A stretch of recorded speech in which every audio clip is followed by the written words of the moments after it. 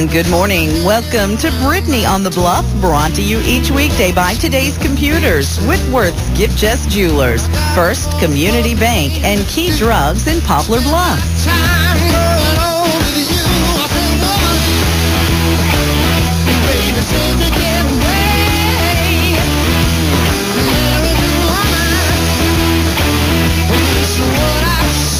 Thanks for joining us this morning.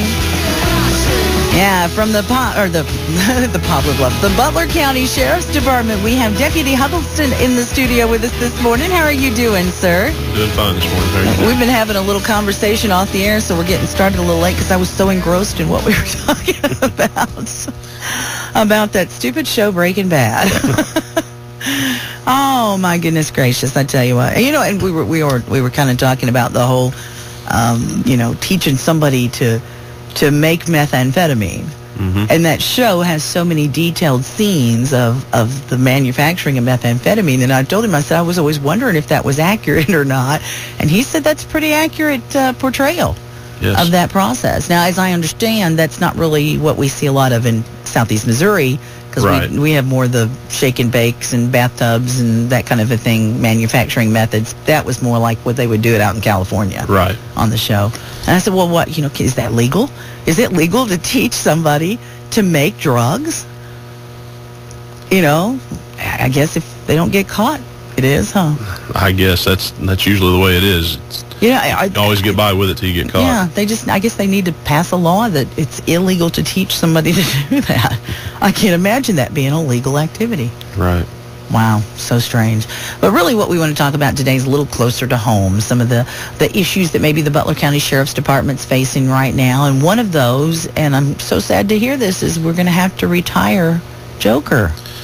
Yes, we recently did retire him. Oh, he's already retired. Yeah, Bless his heart. He's been retired for about 3 weeks now. No kidding. So is he staying here in town, or? Yes, actually a family here in town. He is a veteran. He's an ex-Marine.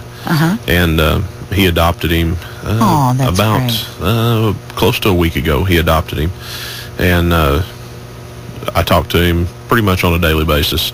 And he said, Joker's enjoying retirement. So just kind of relaxing. Yeah. Excellent. So he had some health issues. He did. What a shame. He had gotten cancer earlier in the year, and we were able to get that taken care of. He had a little minor surgery and got that taken care of. And it just seemed like after that the energy started going out of him, and he would have, he would get sick first one time then another, and you get to where you put more medication into him, and spending more time getting him well than you are actually him getting to work. Right. And it just came down to a point where a difficult decision had to be made, and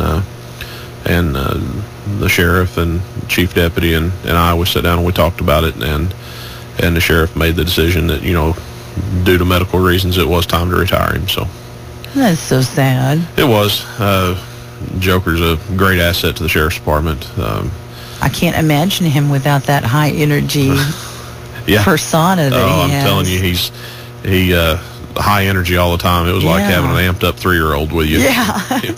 So for him to be sick and not be energetic is just unfathomable. Oh yeah. With a dog like that. So. Yeah, you know something's wrong whenever the energy level's down and he's kind of grumpy and he's not, showing the desire to get out there and go and do like he was. So it was it was hard. It was a tough decision, but it was something that had to be done. So how much service did we actually get out of him? It wasn't as long as it typically would be with a dog like that. Right. It was 2 years and 9 months is what we got out of him, and it's one of those things. It's like anything or anybody. You can't. An animal in some aspects is kind of like us. We can't control when we get sick, and can't control what we catch and what we have to deal with. So they're not machines, they're not robots. Right. So the big question I'm sure everybody's wondering now is, are we going to replace him? That is the sheriff's. Because I know you guys were able to accomplish quite a bit. Right. With his skill. Right. And the sheriff's intentions are definitely to replace him at the first of the year. And canines are a budgetary item, and as long as the money's there, as long as they can figure out a way to work it into the budget, the sheriff is definitely committed to getting another dog, and it's too much of an asset to the department. That's what I was thinking. Once you get a program started like that, you see all the ways that it's beneficial, not just for us, but for the people in the county as well. And in the surrounding counties that don't have a canine, you helped out. I know you helped out with some cases from some of our surrounding counties too. I had been to Stoddard County. I'd been to Wayne County, Ripley County. Just most of the counties surrounding ours. I had been to, and it's you see how much one's needed. Definitely, because not every department can afford to have one, and we were blessed in that aspect. So. Looking forward to having another dog. So, the beginning of the year. Right, yeah. The beginning of the year, that's what we're shooting for. Any idea of what you're looking for? I mean, do you think you're going to go back with that same breed, or? I think what we're going to look at this time is a German Shepherd. And that's what you think of when you think of police dogs. Most people shepherds, do. We're going to look at going with a German Shepherd and I believe dual-purpose dog, narcotics tracking and apprehension. But that's what we're looking at this time around. Are these dogs, do you know, since you've actually worked with one, do they start working with these dogs like when they're puppies? Or do they wait till they kind of hit that year mark and then start training? It seems like it would be something if you could, the earlier you start with them, the better they're going to be. Right. A lot of how they determine, because you've got these vendors overseas, that raise these dogs. They breed the dogs and, sell the litters of puppies, but they kind of make a determination early on around the 8-9 week mark, determine what kind of drive they've got, and a lot of that's determined by throwing a tennis ball out there in the middle of the whole group and seeing just who can't leave it alone. Oh, really? If they have that kind of a drive, it's usually a good indicator that they might be a good candidate for being a patrol dog. And from there, they come from overseas to here, to somewhere in the States. And, at that point, the trainers, the guys that get them and train them and sell them to law enforcement, they go and they do what they call some tests on them. They check different things. They see what kind of, drive that they've got, still yet. They see, how well they're paying attention. Different things, are they showing fear? Are they showing confidence, or a lack of confidence? Do they look like they're timid that's around true. You humans? You don't want a submissive kind of dog. No, exactly. They wouldn't be very good at that. Right. So. And once the trainer gets them, then he starts working with them and working with the narcotics and the tracking. And if he's going to be an apprehension dog, they work with that on him as well. So. Wow. I would think that would take a while. It takes a long while to train them thoroughly. Right. Enough to actually put them in a law enforcement situation anyway. Yes, the trainer that I was going to over in Cape, Mike Irvin, it's an 8-week course that you go through with him. And that's with you training. Right, that's with me and the dog's dog. Probably trained months and months and months before that, though. Usually when he gets them, he starts them training a couple of weeks before the handlers actually get there. So he's usually got about a 2-week head start on them. And then that's all? It's an 8-week course. Oh, they pick it up quick. Wow. They pick it up very quick. I would have thought it would be even longer than that. Right. Wow. That's impressive. Yes. I don't think people could learn it that fast. No. I mean, really, truth be told. Yeah. That's amazing. Wow. Well, I do hope we're able to replace him. Oh, absolutely. And pretty quickly. Oh, yeah. And I believe that it was shown to be enough of an asset. I don't believe that there's going to be any trouble getting the money budgeted for that. I do believe that there's plenty of support out there for it. So I know you probably can't give us a lot of details on some still current cases and that kind of thing, but what would you say was probably one of the most important things Joker did here in Southeast Missouri during his career? I mean, he had some good tracks. There was, a couple of tracks that stand out in my mind, as far as for the Poplar Bluff PD, where the people were actually located, the suspects. And then as far as dope case, there was at one point in time we assisted another agency with locating a car coming up out of Arkansas that was supposed to have a large quantity of methamphetamine. And actually, I was able to locate the car and made traffic stop on it. And long story short, Joker alerted on the car. We got an ounce of methamphetamine out of it, which in turn, led to that, that subject wanting to, for lack of better words, help himself out and, and give information. Give up some info. Right. But which in turn led back to, another, extensive investigation, that was able to help out a lot of different agencies. So just the little things, a lot of times, the little traffic stops or, the little dope cases turn out sometimes to lead back to the bigger ones. So. Yeah, you got to start somewhere on those things. You got to start somewhere. It just amazes me that these dogs are so well trained that, because these people will go through a lot of effort sometimes to conceal and hide what they're trying to move. Right. I've heard of them taking complete panels off of doors and having them in there, or special parts added to the bottom of a car, and things like that. But yet the dogs are able to find it even then. Right. That's amazing. Yep. As long as there's a way for the odor or air to pass through the compartment where they're at, if it's not what they call hermetically sealed, where nothing can escape, right, the dog's going to find a way to smell it. That's amazing. Yeah. Wow. So I would imagine that the drug dealers probably hate the dogs more than they even hate you guys. Oh, yeah. And they're always looking for ways to try to get around it, Yeah. and sometimes they succeed, Oh, yeah, you can't get them all. Stuff gets through, but by and large, if you've got a good dog and you can get the dog on it, and makes all the difference. And there's in a the draft. world, Yeah, he's going to smell it. So. That's cool. Goodness gracious. Well, I look forward to meeting the new dog. You bet. Me too. Absolutely. Do you think you're going to need some community financial support, or you think the budget's going to be there to make it happen now that they know how valuable a tool that is? The sheriff is looking at, the budget. He's looking at the commission, being able to help us out with that. Anytime you go to ask for, financial support from the community, and people are always good to give, Mm-hmm. However, at some point you hate to just keep asking the community for money. Right.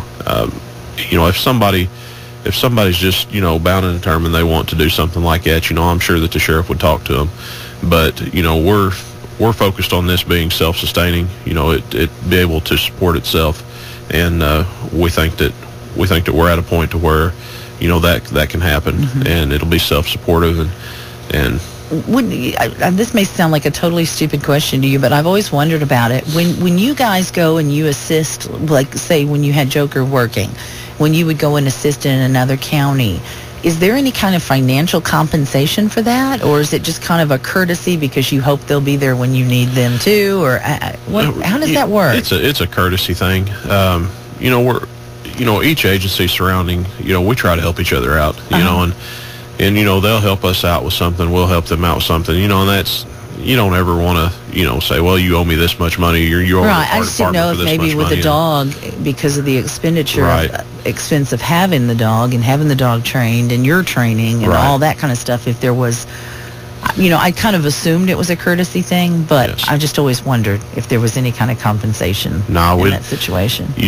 You always, you do it with the knowledge that if you need something, they're going to be there for you. They're going to be there for you, right. too. Yeah, which only makes sense, really. Absolutely. I'm actually glad to hear it's that way.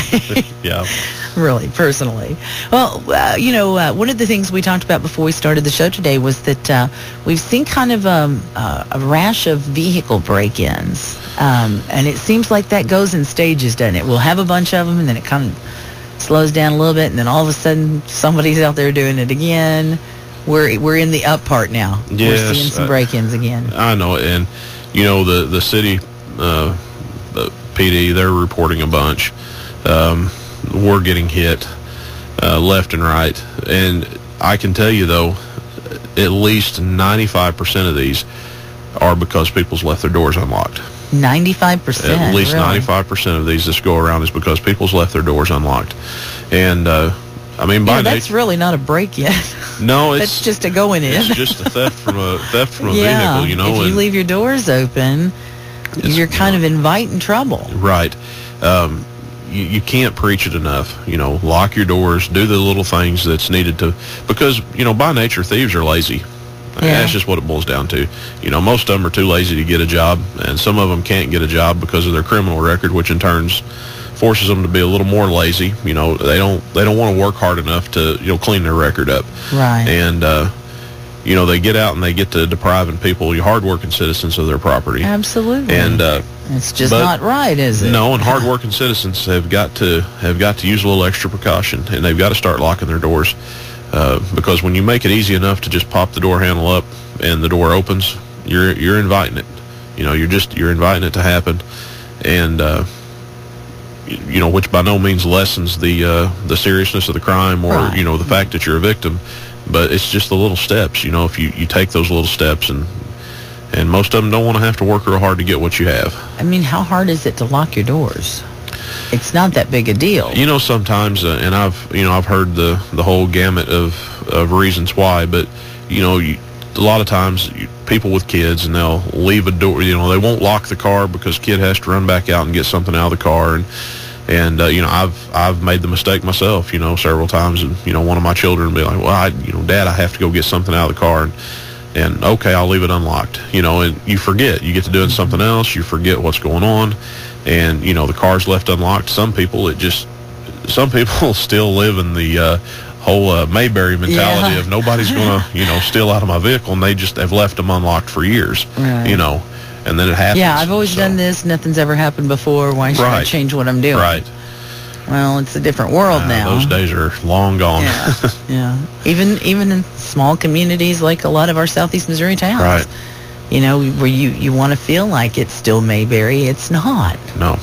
It's just not. And really, people could help us out a whole lot by, you know, locking the doors. And one thing that I do have to say about this situation, as far as this rash of, you know, thefts,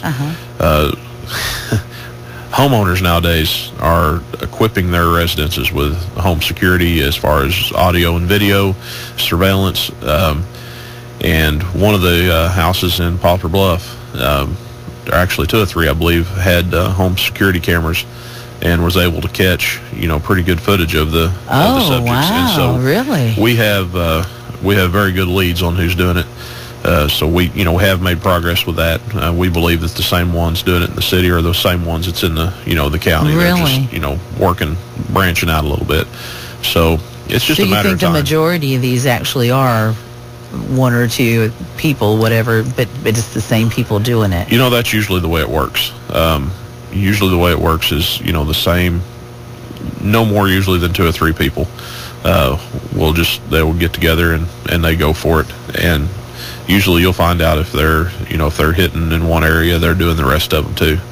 So, you know, you think their motivation is the financial gain of getting whatever they can get out of there, but do you think there's like, I don't know exactly how, is there like an emotional benefit to this? Are they getting some sort of a thrill kind of thing? Does that make sense? Do you know what I'm saying? I understand what you're saying. Is it partly motivated by that kind of stuff too? You know, sometimes that might be the case. Most of the time, it's financial motivation. You know, they just need a few dollars. Want the money. Mm-hmm. Wow. And and I hate to say this, but it could be anything from feeding the family to buying drugs. Yeah, most usually it's buying dope. That's usually what it is. It's not about feeding their family. If they had that type of motivation, they'd get a job. Exactly. You're right. Yeah, so, you're right. But, wow.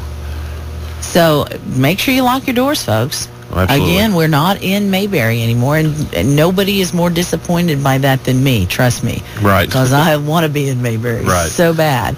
But, you know, in the world that we live in today, there are people out there that want to take what you have. They're not willing to work for it. They want to take what you have. So the only way you can protect yourself, really, is to make sure you're getting those doors locked. Yep.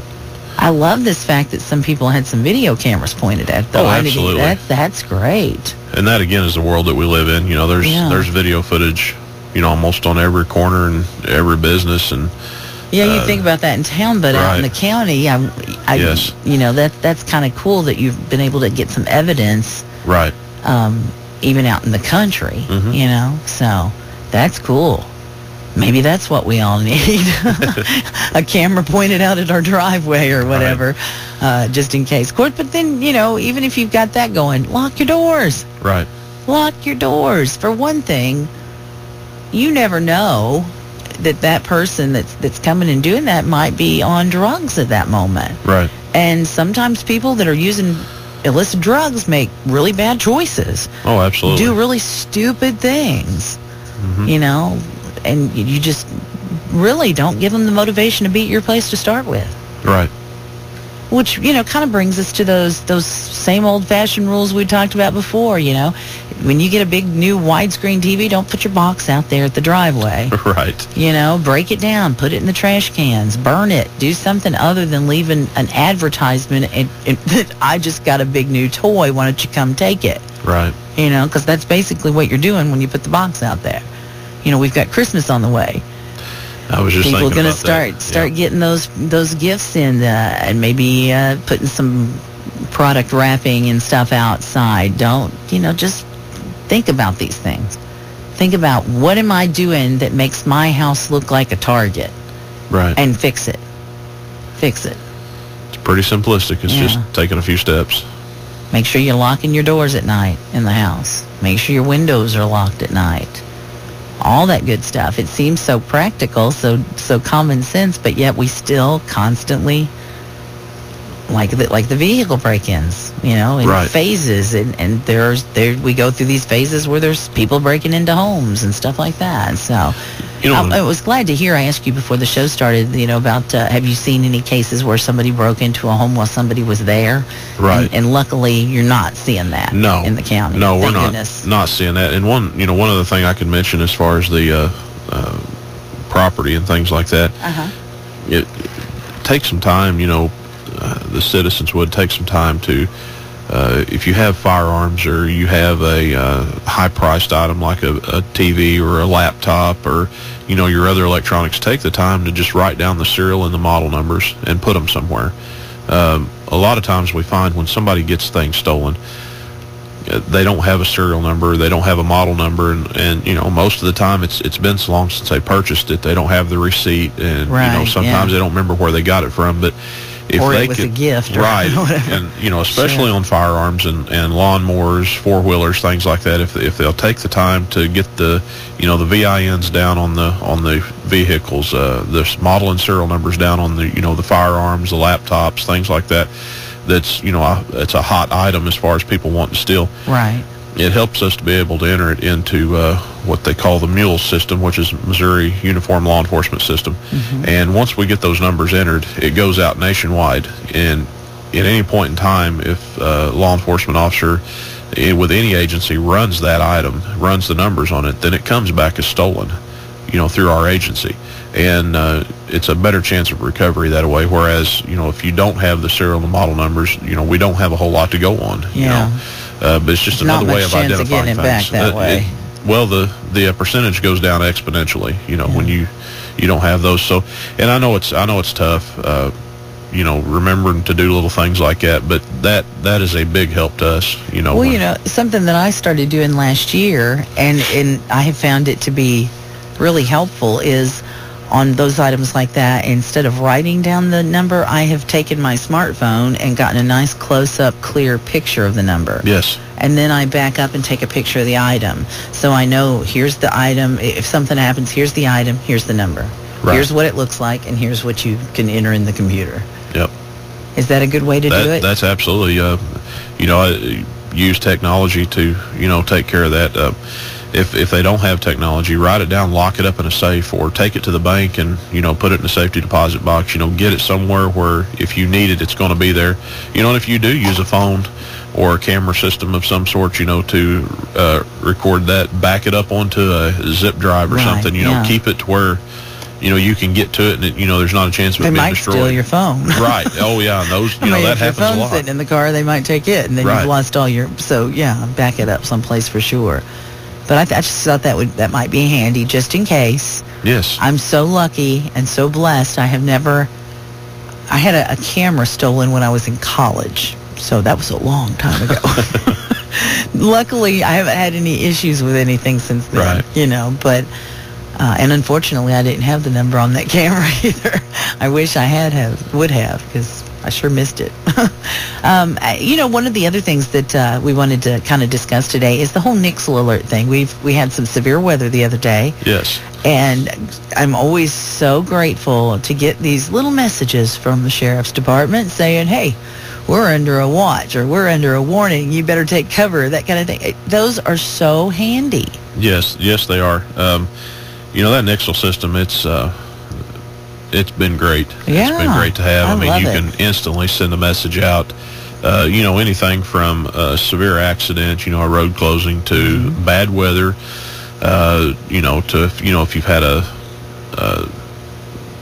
severe crime or something just happened, and you text out possible description. A lot of departments do that.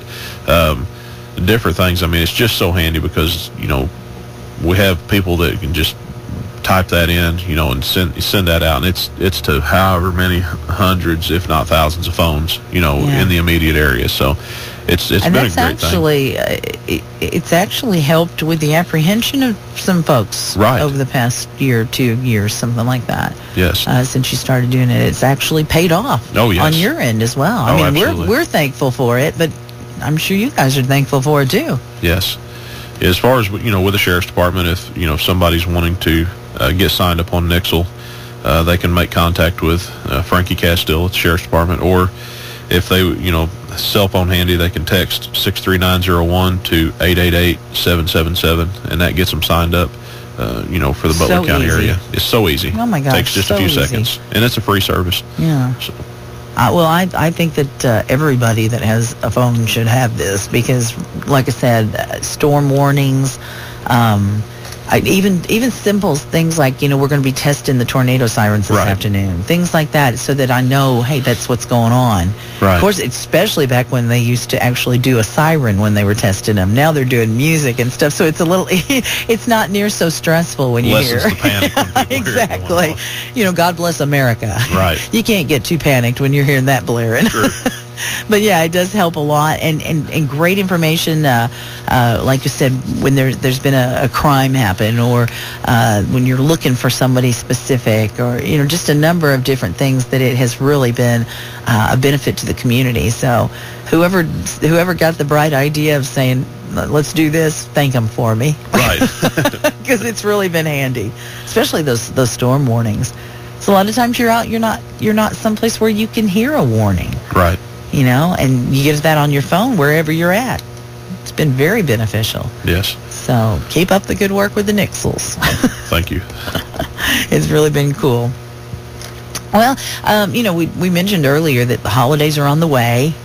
I know people that have literally got all their shopping done already. Can you believe that? I'm a procrastinator. I'll wait till about the last few days. Yeah, I've actually got a couple of things taken care of, but most of it still yet to come. But we're gonna see things like people going out shopping all day long, and their vehicles are absolutely loaded with maybe hundreds of dollars worth of products, sometimes thousands of dollars worth of products. They're going to take those home, and all of a sudden, here's this new wealth of stuff to steal in somebody's house. Yep. So, do we traditionally see kind of an increase in the home burglaries and that sort of a thing at the holidays? You do. So we really need to plan for that. Yes, it's the same thing every year. It's just the same steps to take. Just be aware of what you're doing. Right. Think before you start disposing of your trash. That is such a great tip, and I am completely honest when I say this. I never even thought about that till a few years ago when Sheriff Dobbs said, "Don't put your boxes out," and I went, "That never even crossed my mind." Right. Never thought of that. So I'm sure there are other people listening that have never even considered that before. This is true. But such a great piece of advice. Something as simple as that may protect your home. Right. And you don't don't put your presents that's wrapped up next to a window. You know, a lot of people like to show off their Christmas tree lights and things like that. You know, they'll put their tree up next to a window and keep the curtains open and the shades up and that's well and good. But you know, when it comes down to putting the presents underneath the tree, take a little bit of precaution and keep them out of view of the open window, because you know, people look at that and it's like a child. You know, the bigger the box, it must be the bigger the present, that's in it. So and just little things like that. What are some of those little things that we should be on the lookout for? Like maybe a stranger coming to the door.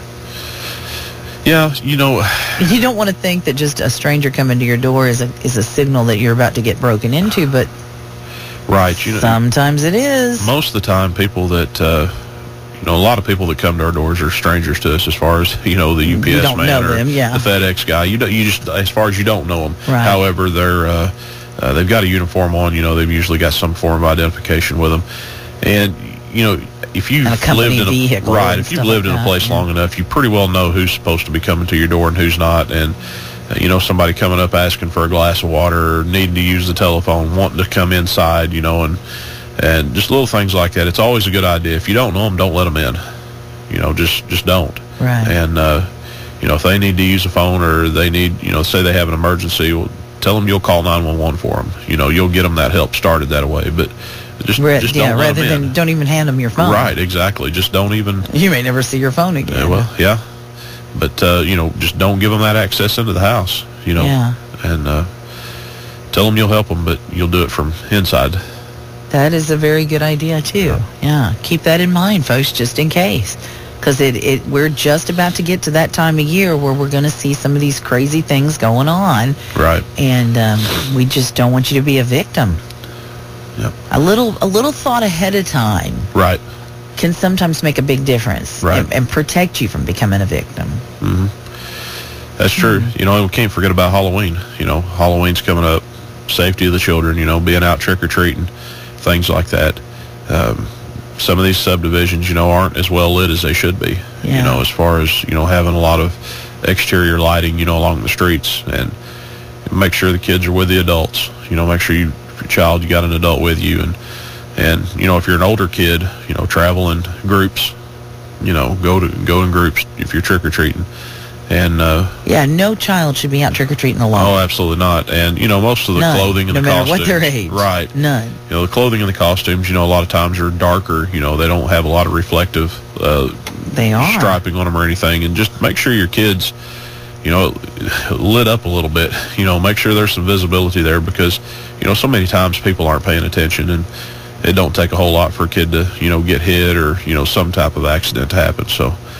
And inevitably, across the nation, there are tragedies that happen on Halloween night. Oh, absolutely. And it's just so sad, because that's like, everybody, it's a kid's holiday. It's a night for children and that kind of thing. Well, that can be ruined so quickly. Right. And it can be avoided sometimes by simple things. Yes. Like flashlights, reflective light, teaching the kids to be very cautious when they're crossing the street. And they get so excited about the candy and the treats and stuff that sometimes their little heads are not necessarily terribly focused on what they need to be doing to keep themselves safe. Right. So you've got to do that for them. As parents, you have to do that for them. Absolutely. Parents and guardians. You're not trying to mess up their fun. You're just trying to protect them, like good parents do. Right. This is true. So, definitely take that in mind. I'm glad you brought that up. Yeah. Especially out in the county. It seems like there's only a certain amount of places where kids could actually go trick-or-treat when they're out in the country, Right. And usually, out as far as the rural areas, a lot of times, they'll go to family members' house, people that they know. We're seeing, more and more subdivisions are being built, though, in the county. And, it's another opportunity for kids to go trick-or-treat. Might hit those areas. Right. Just parents, just watch out for, what kind of candy the kids are being given. Make sure it's wrapped up. If it looks like it's been tampered with, the packaging or anything like that, chances are just be safe, throw it away. Yeah, just to be cautious. There are these I don't have any good words for these type of people, but a lot of times there's these people that, that will put something in the candy, or they'll trade it out with some type of drug-laced candy. You read about it in the news, not so much here locally, but you do read about it. And that's a sick person. It is, and it just so much information out there. It gives people ideas, and things do happen, but just take a precaution. If the packaging looks like it's been tampered with, or if it looks like it's been taken out and resealed, just throw it away. It's not worth it. It's just a cheap piece of candy. It's just sugar that's going to rot their teeth out anyway. Exactly. So, and don't let the kids go up to those houses without the lights on. Oh, absolutely. If somebody has their porch light off, even if it's somebody there's probably a reason for it on Halloween night. So, not only just a safety thing, but out of respect for those folks. Sure. Teach the kids not to approach those homes. Right. And you know how kids are. They want as much candy as they can possibly get on Halloween night. And they're going to hit every house they can get anywhere near if you allow them to. Absolutely. So some very simple guidelines could go a long way towards preventing tragedy. Right. So just keep that in mind as well. So is there any crime associated with Thanksgiving? We did Halloween and Christmas already. Sometimes if eating too much is a crime, I would say I'm a lot guilty. of people commit crimes. Guilty here, I'll tell you. Well, I tell you what, we're going to take a quick break. We'll be right back to wrap things up on today's Brittney on the Bluff. Some great information to keep you and your family safe, protect your valuables, that kind of thing. Great information from the Butler County Sheriff's Department. We'll be right back right after this. KWOC News Time, 8:46.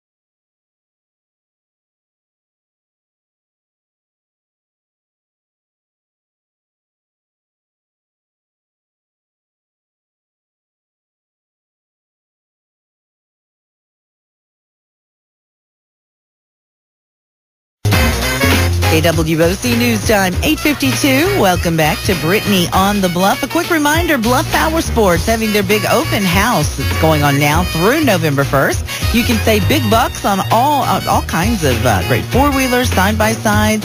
They've got ATVs starting at $95 a month.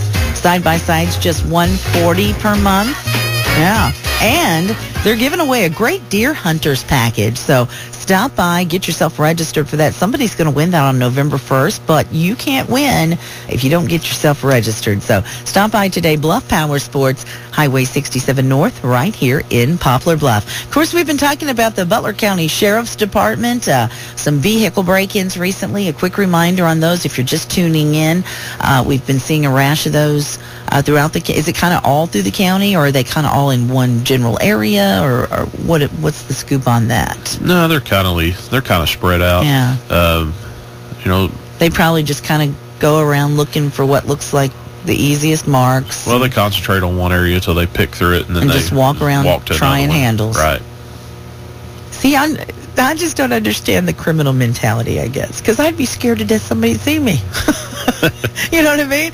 If I'm walking around in somebody's neighborhood, they don't recognize me, and I'm pulling on door handles. Yeah. I just know I'd get caught. I just don't see how they've got the guts to do it, but they do. Yeah, they do. It's worth the risk to them for whatever reason. They wait till after midnight. Between midnight and 5 in the morning. Most of the time, people are already in bed. They're home. Sure. The ones that are working third shift are gone. There's always that person that's sitting up watching I Love Lucy at 3 o'clock in the morning or whatever. I just wouldn't have the nerve to try it. You don't have to worry about me ever becoming a criminal. It's not going to happen. But yeah, protect yourselves, guys. Lock your doors. Lock those car doors. It takes a split second to lock your car door, especially with the little poppy gadgets now, little remote things. Yep. Push a button and you're protected, because the police department's told us the very same thing. If your doors are locked, they're probably going to move on to the next vehicle. They're not going to break your window out and risk being heard. They're not going to take the time to do that when there's easier marks down the road. Right. So if you just take the time to lock your doors, probably 90% of the time, that's protection enough. Mm-hmm. And you don't have to worry about becoming a victim of an auto theft like that, of a vehicle theft. Right. Are you seeing, I said that, auto theft, are you seeing these people taking any vehicles at all? Or is it just strictly just the things, items out of them? Yeah. Whatever's of any kind of value. Yep. Which blows my mind. I have known people, there's somebody in the building, I'm not even going to say who because I don't want to embarrass him. Somebody in the building had his laptop computer and a firearm stolen out of his car at night. I said, why did you leave a laptop computer and a firearm in a vehicle at night? Why would you do that? And he was like, well, I just didn't bother to take it in. Well, now you're out a couple of grand worth of product. Right. Because you were too lazy to take it inside. Don't leave your stuff in your car. Nope. Don't leave your handguns under the seat. Don't leave your computer sitting there. And for crying out loud, when you're shopping, you're doing all this Christmas shopping coming up, lock your doors when you're doing your shopping and put stuff out of sight. Right. Don't make it easy on them. Don't make it easy on the criminals. Right. Yeah, they don't need it any easier. Oh, that's crazy. So get signed up for Nixel Alerts. That's another thing we talked about today. Give us that number again on how to do that. You text 63901 to 888-777, and that'll walk you through the steps in order to be signed up for that. If you're having trouble with it, you can contact Frankie Castile at the Sheriff's Department. Yeah, and he'll be glad to help you out. At 785-8444, and he'll be more than happy to help you out. If you have a weather radio that you're needing set up and needing programmed, you can bring them by the Sheriff's Department as well. He can program those for you. It takes just a few minutes, and he'll get you all set up and get you on your way. Weather alert radio. I'm kind of glad you brought that up too. A lot of people are under the misconception that spring and summer are the only times we see tornadoes around here, but we just had proof that that's not the case. You need a weather alert radio. That's true. Weather's crazy anymore. I mean, it's... Especially in southeast Missouri. Absolutely. We have the craziest weather patterns around here. Right. It's insane. Get that weather radio and get it programmed. And if you need help, Frankie's great about that. He's ate up with weather like I am, so he's more than happy to help you with that. But that's probably, especially if you live out in the country where you don't have the sirens, like where I'm at, I can't hear any of them. Right.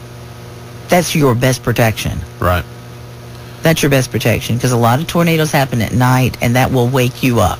Those have the alarms on them loud enough. You can set it loud enough. It will wake you up. Oh, absolutely. And let you know something's going on. Otherwise, who knows? Right. Tragedy could happen. We don't want that. Nope. We want to protect our listeners. So, Deputy, I sure appreciate you taking time to come in. I know Sheriff Dobbs kind of dropped it on you at the last minute, but I really appreciate you taking time to come in and hang out with us a little bit today. And if you get the chance, tell Joker I'm sorry. Well, thanks for having me. Poor puppy. I feel so sorry for him. But I can't wait to meet the new one. I can't either. We'll definitely get us a new one here before long. Thank you again. Thank you, ma'am. And that's pretty much it for Brittney on the Bluff for this week. Hey, we'll do it again next week. Got a full lineup of guests all ready for you for next week. So make sure you're listening each weekday. Brought to you by Today's Computers, Whitworth's Gift Chest Jewelers, First Community Bank, and Key Drugs in Poplar Bluff. By the way, next time you're in one of those businesses, tell them thank you for helping bring Brittney on the Bluff to you each day. If it wasn't for them, we couldn't make it happen. Thanks again. Have a great weekend. If you're going to be out over the weekend doing a little indulging in the adult beverages, please make sure you protect yourself, your family. Use that designated driver. It's a great way to have a great time and still get home safe. So, KWOC News Time, 8:59.